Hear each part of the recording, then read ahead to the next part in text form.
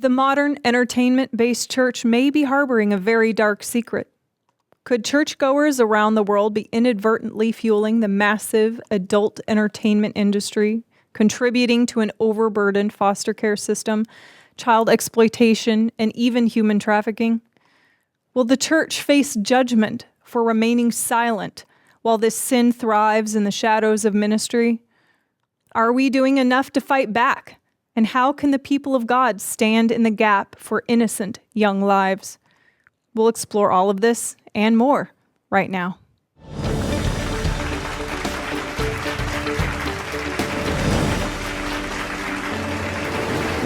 Welcome to Life TV Now, where we unpack all matters of truth, faith, and freedom. I'm Jamie Woodle, and today we continue a topic that is very heavy, but very important. But before we dive in, let me introduce who's here. She's the founder of Whispering Ponies Ranch, a charitable ministry for children in need of rehabilitation. Please welcome Nita Horn.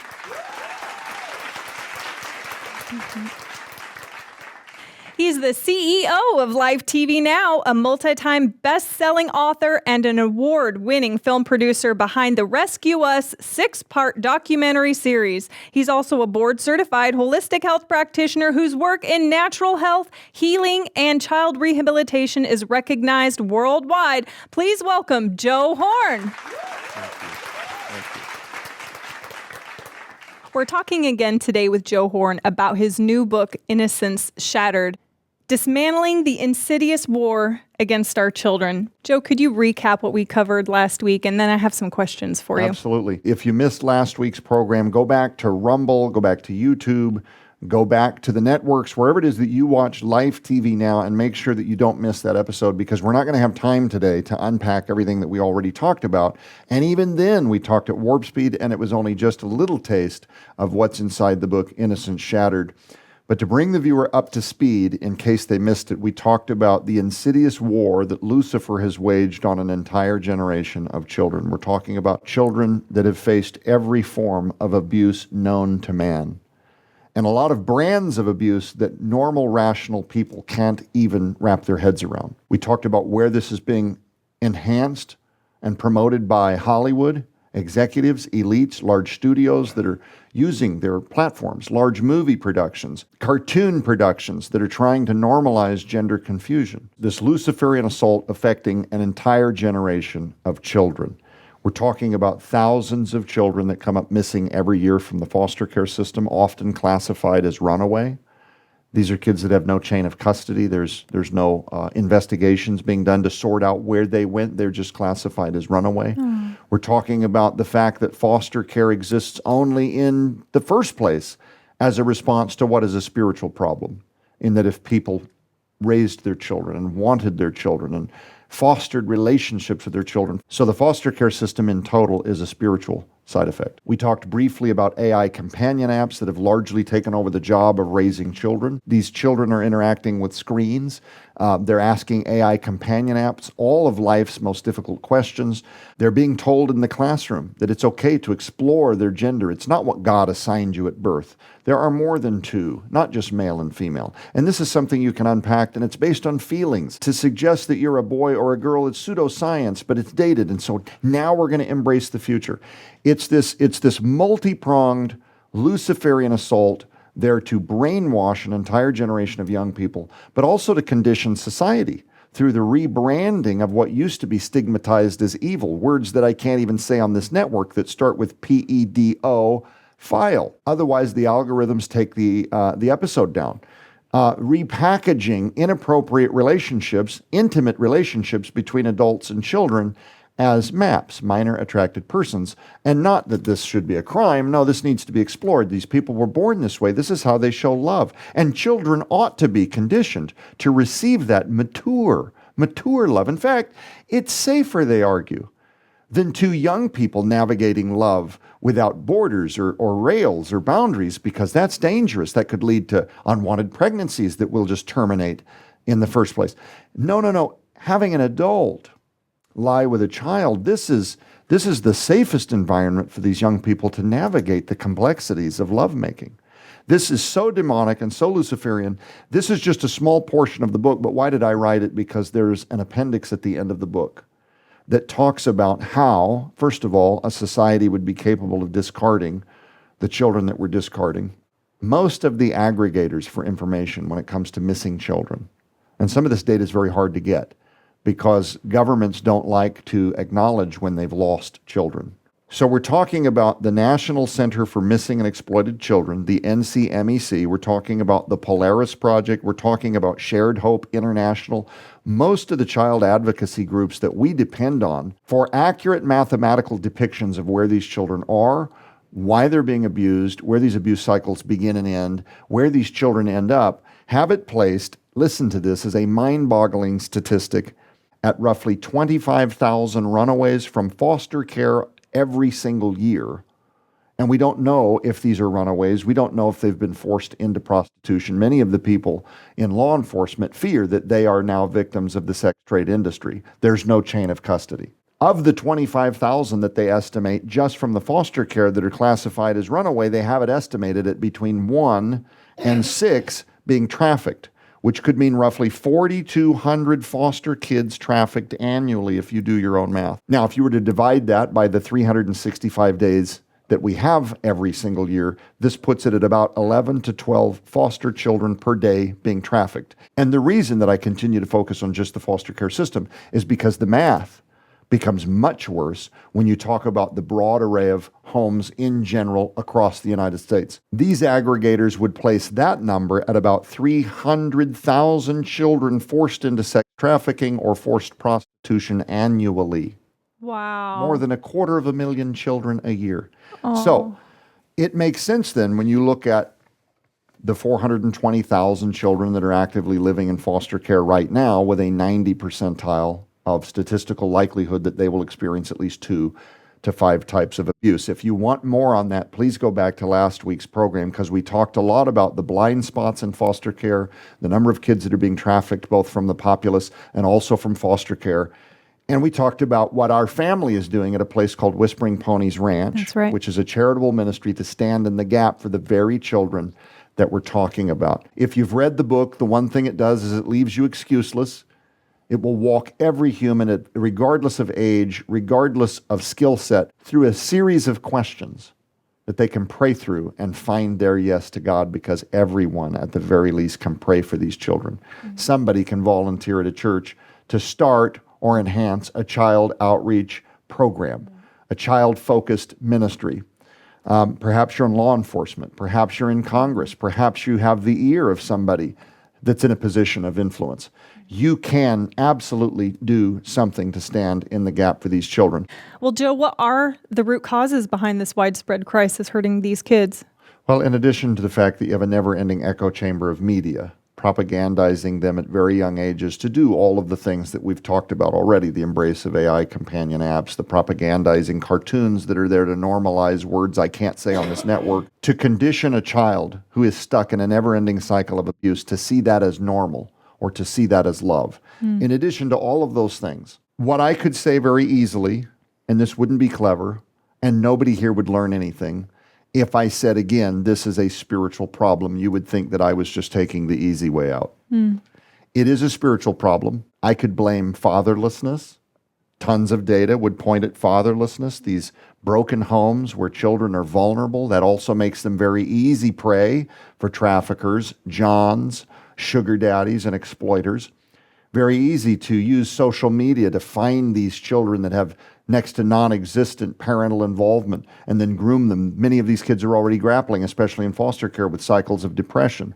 So they're very easy to prey upon. They already have a history of running away, perhaps, or someone that feels they have no value. This is a very easy target to speak honeyed words and to buy them things like pedicures and to take a season to be the one that they now believe is the only one that's ever loved them. Very easy to do that. I could blame motherlessness.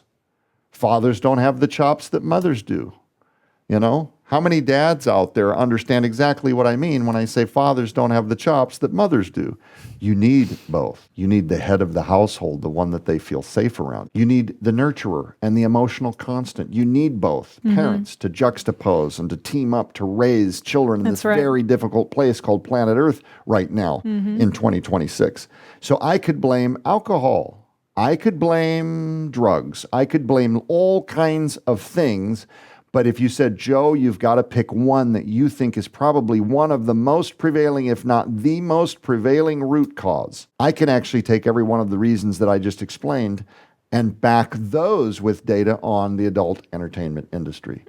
Dismantling marriages, rapidly accelerating men and women way beyond any goalposts that they ever thought would be normal in the way that they perceive lovemaking or the boundaries between human touch and connectivity. What the adult entertainment industry does is it completely arrests, it takes over your imagination, it puts you in a position where in order to satiate oneself, you're constantly moving those goalposts farther and farther away from God. How many of you have ever heard that old expression, if you give a mouse a cookie, he wants a glass of milk? That's right. You give the mouse a glass of milk, he wants another glass. Well, pretty soon that's not enough. His palate's ready for another cookie. Another cookie. Well, we're going to need more milk. Palate's a little dry now. Now cookies aren't even enough. And if I were to drag this on and put the milk and the cookie and the mouse into the adult entertainment industry, the cookie would begin to reflect more rainbow colors and pie and fruits of the forest. And now we need all kinds of triple stack this way candies and chocolate and now caramel. Now we got to... Is this making sense? Oh, yeah. Because the appetite, when you feed your sin flesh suit, this place called planet Earth, living in a fallen state, when you push God out of your life and you say, I am willing to daydream anything that I want in order to satiate whatever my imagination can construct, there's no end to that. There's no bumper rails. There's no minute that you win the video game and now you're satisfied and you've achieved satisfaction. No, but that's one of the biggest Luciferian lies, is that you could ever achieve satiation. When you pursue sin, all that happens is you become darker and darker and more removed from God. He says, and we have a biblical example of this, he says, leave Ephraim alone. He has joined his idols, and he withdraws. When you ignore the conviction of the Holy Spirit and you continue your shame cycle or rationalizing to yourself that he's still using me for ministry, so he hasn't given up on me, or a righteous man stands the seventh day. How many times have we heard scripture even exhausted to try to rationalize a person's continued use of this stuff? But here's what I'm here to tell you. Because of what I've been describing, this never-ending attempt to satiate one's imagination, living in a fallen state, and God saying, leave him alone, he's joined his idols. You've now removed any godly restraint. Ooh, this is a dangerous place. Because now what you're left with is your own devices. You're now listening to your inner sin flesh. It's getting darker. It needs more. And pretty soon, a consumer of porn, or the adult entertainment industry, I'm saying, on television so that this program doesn't get pulled from the networks or on social media, what used to temporarily satiate or titillate or satisfy is very fleeting. And now you have what's called the sin of progressionism, right? It's the mouse and the cookie, then the mouse and the cookie with the triple pie, and then candy sprinkles, and then a root beer on the side. It gets more and more bizarre. Eventually, what used to be what you would think of as consensual lovemaking between a man and a woman that you're watching on a video is so utterly boring. Forget about your spouse. Forget about your spouse. Utterly boring. No place for it whatsoever.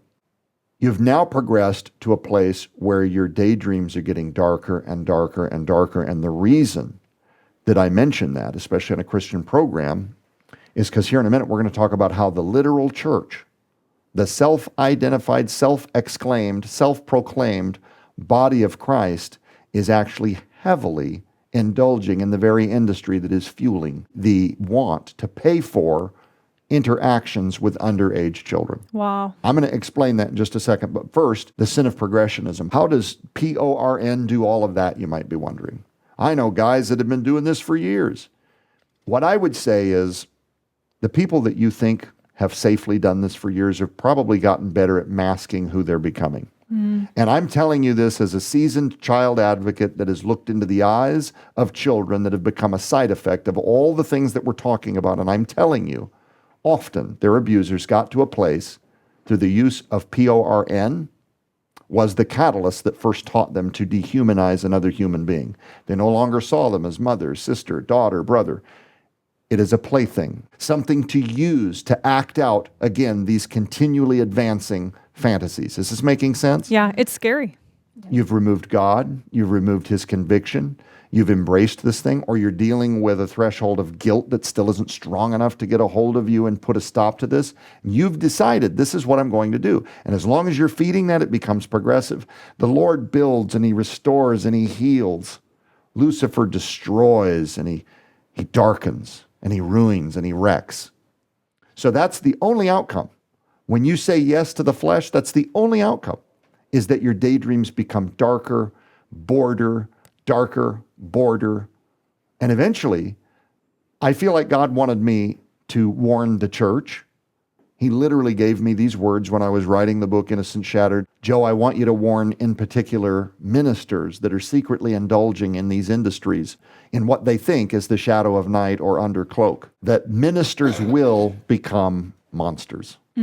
That's the math. When you indulge in these things, how in the world do you lay that at the feet that are simply watching PORN on a computer? Because that whole industry needs every click. They need every algorithm fed. They're watching what your likes and dislikes are. They're producing more of the content that you're clicking on. So even if you say to yourself, I'm not acting this out in real life, I'm not abusing or victimizing these people in real life, the industries that are providing you with what you're clicking on have to go film it somehow. And the other thing you're going to learn right away when you read Innocence Shattered is that a lot of what you think you're watching that is consensual in the PORN industry is not actually consensual. Some of it may be started that way, and some of it is people are allured at the promise of stardom or wealth, or they want to go to adult cons and be a celebrity. A lot of it is young girls that have circumstantially, a lot of them foster care kids, circumstantially ended up in this life cycle they now cannot escape. They're being handled now. Some of them living 6 to 8 of them in a dorm, handled by the same handlers. These are not benevolent stewards of these people. They're not there to take care of them and provide all their needs, but that's the framework. So in exchange for a place to stay, maybe some small amount of income and a meal, and maybe something else, maybe a bump from some drug dependency that you've acquired as a result of having to cope with this lifestyle, you now have no options. And a society that will not hire you. No one there to rescue you. These are girls literally stuck. When you're watching this stuff and you're hearing the exhales of terror and the wails of torment, much of that is actually real. But let's just, for the sake of argument, say that it's consensual. Someone is there as a consenting adult, there to perform because they've chosen this lifestyle. That doesn't change the fact that what they're doing creates a market of suffering because of this advancing sin nature. It reinforces desensitization. You see, PORN, it portrays evil power dynamics, abuse dynamics, control dynamics. It reduces the value of human lives to nothing more than buyer commodities to be used, damaged, and then discarded when it's no longer interesting. And it facilitates trafficking as a front, which we've kind of talked about. A lot of these young people are promised stardom. Our good friend Ilanka Deaton was trafficked by her record label as a juvenile for what I believe was 8 years before she finally got out. And it was a full-on drag-out, bite, kick, scream, claw the eyes. Eventually she had had enough, was willing to die.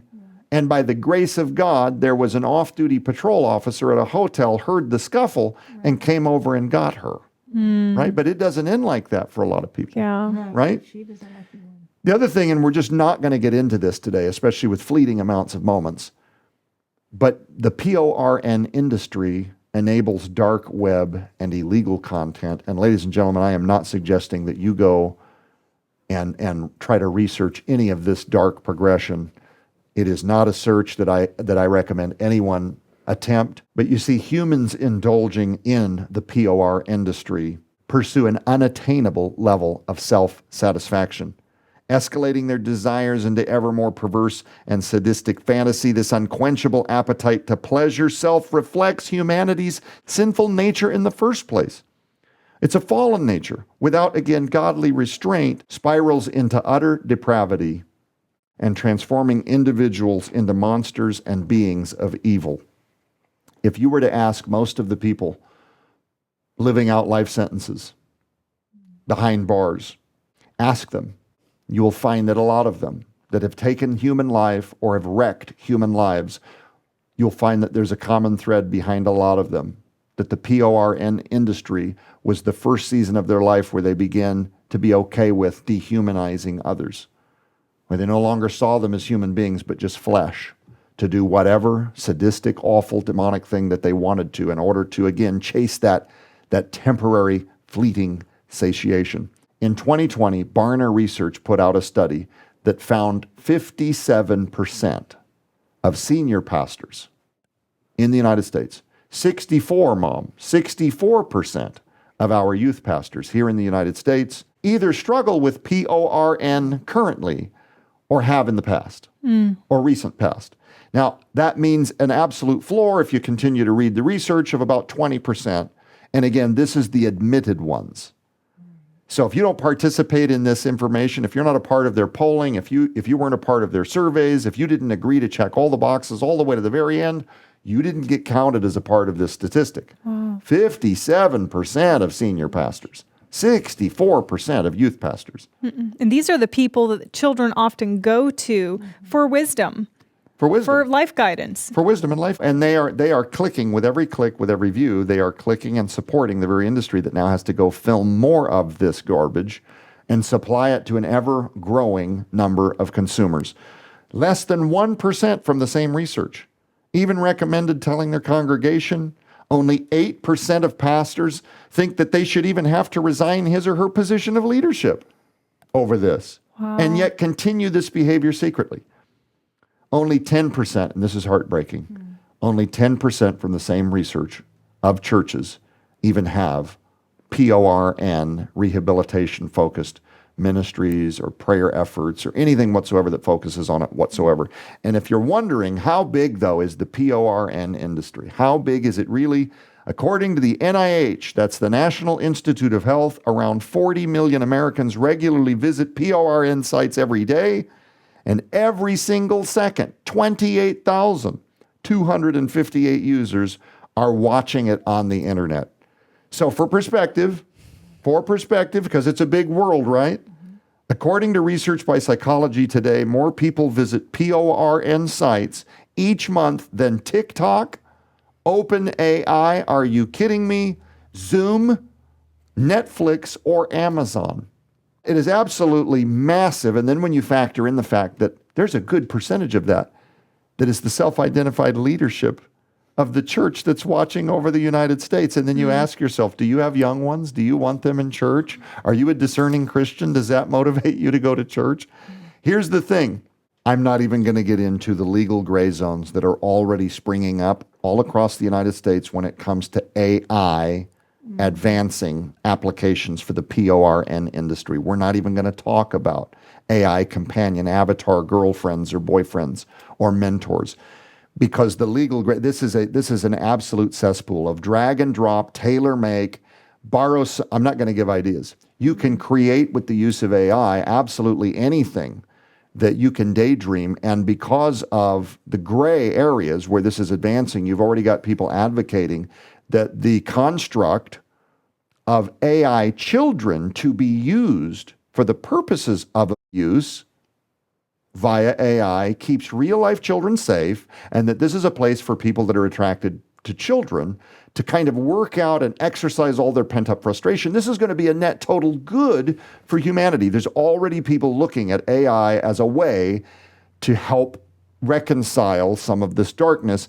And in a nutshell, because we're basically out of time, I'm going to assert now that this is coming. You are going to see talks in the coming months to years where people are absolutely pushing for all kinds of legality, from their ability to borrow your likeness or your voice to create and to design whatever experience they want, including children, under the guise of some of the stuff that I just said.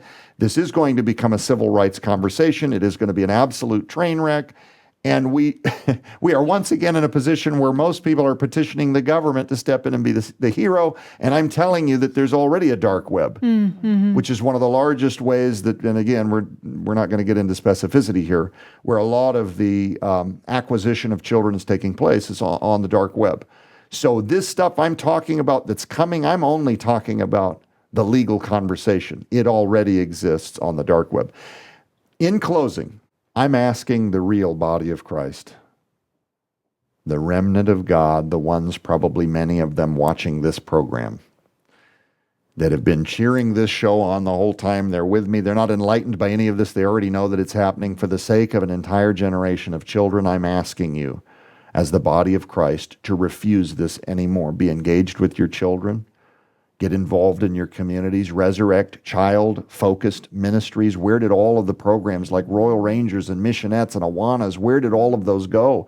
They still exist in very passionate pockets of ministry, but broad scope, financial backing, and interest is going by the wayside. And if you're totally unsure how to get engaged, Joe, you've compelled me. I feel a conviction, and I'm ready to stand in the gap for a child. I would offer, get the book, Innocence Shattered. You can get it at Amazon.com right now if that's handy for you.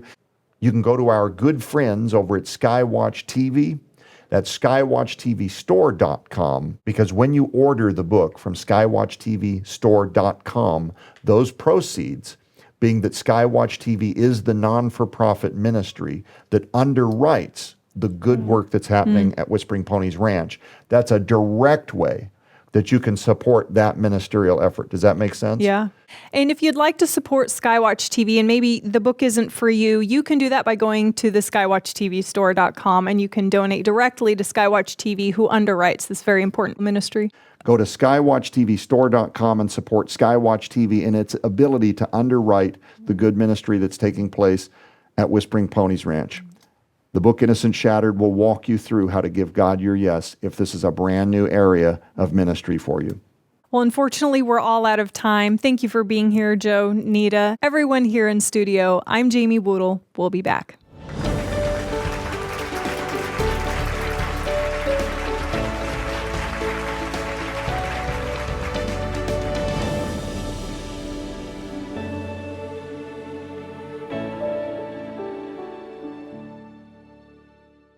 Would it shock you if I told you that 1 in every 10 pastors has admitted to being a regular porn consumer? I don't care if you're a pastor and you're hearing this, you cannot go to Lucifer's playground and dehumanize the people that are performing these vile things on screen and expect to keep your sanity. Well, if that's mind-boggling, the real number's really going to frost you. 57% of pastors, 64% of youth pastors admit that they have had ongoing struggles with porn. A lot of the benign use of pornography fuels into the human trafficking, the demand for it, because people are now looking for someone to purchase to work out these fantasies that they've pent up now through decades of pornography abuse. Not only is much of the entertainment-based modern church not fighting this epidemic, it's actually underwriting it. Apathy and a lack of interest from the pulpit. Most churches spend no time confronting matters like this. I believe that many of them care. They just aren't being told.